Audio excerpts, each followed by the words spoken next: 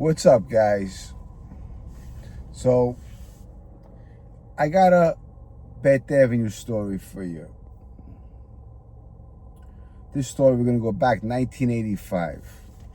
At the age of 15 years old, I started going steady. I met a girl by the name of Laurie. She was an Italian-American girl. Really, really good person. Came from a good family. I loved her. Of course I did. Looking back on my life, I end up being with that girl for close to 20 years of my life. She did a bid with me. She did over a 5-year bid with me. 6 years. She waited for me. And then when I came home, we got an apartment together in Staten Island. As I was away, when I left McKean, I left off with good terms with Gene Gotti. And Gene Gotti got me a hall called Russo's on the Bay, which I went with my girl at the time. We looked at it, we reserved it, we gave a deposit, and within a couple months later, I was re-indicted on a RICO case. So just getting to my point and going back on my life, how it destroyed everything I was looking forward to doing. I was in the middle of going to get married. I was going to get married. Of course, I would have had children. So my whole life got hit with a twist and a turn. And with that happening, it was a heartbreaker. I'm back in prison. I'm looking at life in jail. As you know, my case, I was on an indictment with 7 murders. And it really, really affected me. Not only affected me, but it also affected the people in my life. My mother, my father, my sister, my brother. And till this day, I'll tell you, it really bothers me a lot. Of course, every time I look back, it's something where I say, what would have been. Of course I love my children. I'm happy where I'm at today. I got 2 beautiful kids. But looking back in 1985, what happened was, how I met Laurie was I threw a snowball at her. It was in January. And on January 3rd, I asked her out on a date. We went to the movies. I took her out to dinner. And she was my girlfriend ever since. Then when I started cooperating with the government, that's when I made the phone call and I told us, I go on in life. Plus, after so long being together, that love eventually dies down, and a new flame erupts with someone else.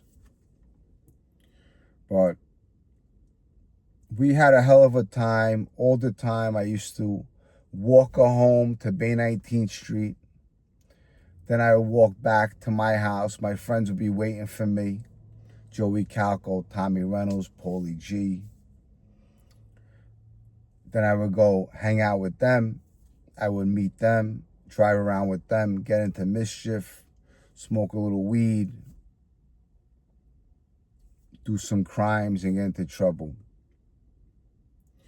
But on the night that we did the home invasion in Staten Island,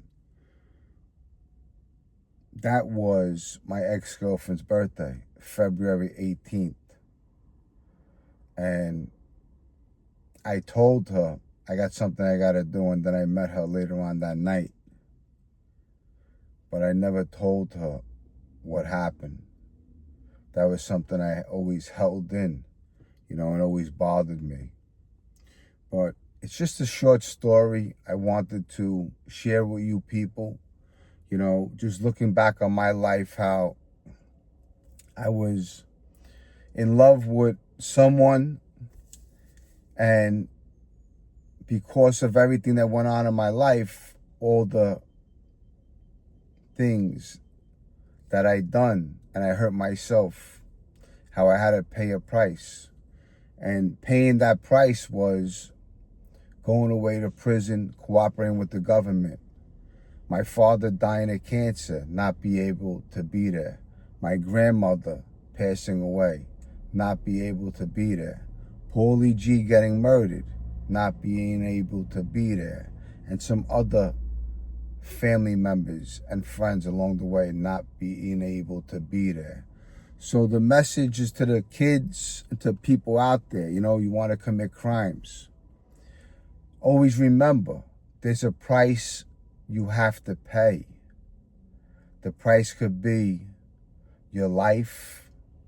The price could be doing a long prison time and your parents not being able to spend time with you no more, sending you money, sending you packages if you're in the state, coming to visit you. There's a lot to it. There's not just, even getting arrested costs money. You got to get an attorney. You need money for commissary. You need money to put on the phone. Money always comes in handy, So my advice to anyone out there, think before you do. Think about what you could lose. Think about not being able to be there for somebody you love. Because that's what happened to me. I'm in a better place, and I look back always on the people I did time with, the people I spent with, the people that came and visited me.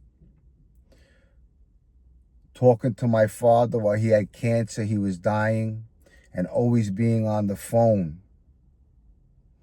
with my voice cracking because I couldn't be there with him. I couldn't help him, And it's a sad story. It really is. Looking back, it's a sad story. That's why if you could fix your life, do it, and don't let no one stop you from doing it. Have your own mind, have your own brain. And, we start at one corner in life. It doesn't mean we have to stay there. Life is meant for living. So live your life. Put good people in your life. Give your life to God. That's what I did. Give it to Him. Put it in the air. Let Him handle it. And work hard. Of course, don't take no shit from nobody. It's a crazy world out here. It really is. But I got what I wanted. My greatest masterpiece are my children. So I got what I wanted. God bless all our kids. I hope you enjoyed this short video. It's a personal video of my life, just sharing things with you about people that were once in my life, as far as a girlfriend going steady. And I had lots of fun, when I was a kid, lots of fun. Used to go to my room, hang out, watch movies, go to movies, go out to dinners, hang out in the neighborhood. It was, it was a fun time, Not all my friends are here to talk about it.